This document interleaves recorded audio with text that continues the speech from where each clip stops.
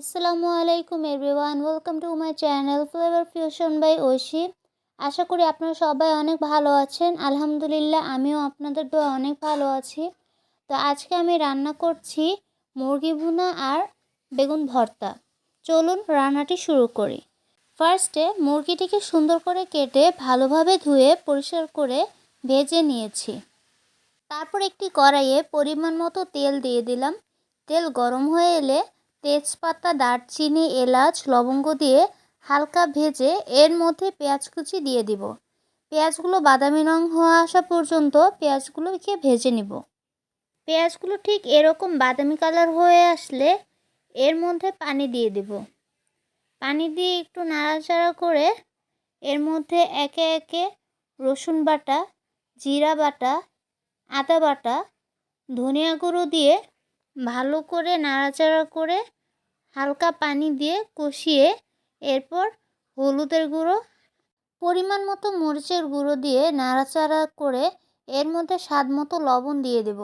তারপর মশলাটিকে ভালোভাবে কষিয়ে নিব।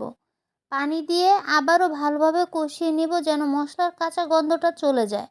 মশলাটি কষানো হয়ে এলে এর মধ্যে ভেজে রাখা মাংসগুলোকে দিয়ে ভালোভাবে কষিয়ে নিব। অন্যদিকে আরেকটি চুলায় প্যান বসিয়ে পরিমাণ মতো তেল দিয়েছি। তেল গরম হয়ে এলে কেটে রাখা বেগুনগুলোকে দিয়ে দেব। এরপর কিছুটা লবণ দিয়ে বেগুনগুলোকে ভেজে নিব। তো এই যে আমাদের বেগুন ভাজাটা রেডি হয়ে গিয়েছে।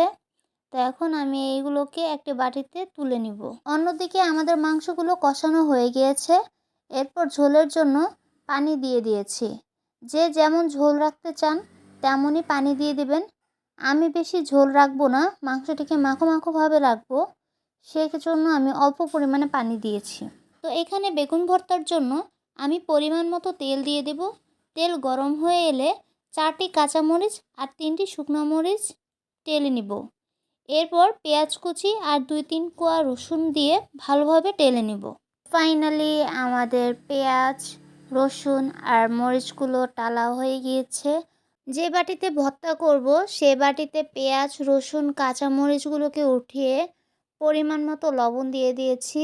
এরপর সব কিছুকে ভালোভাবে হাতের সাহায্যে মেখে নিয়েছি।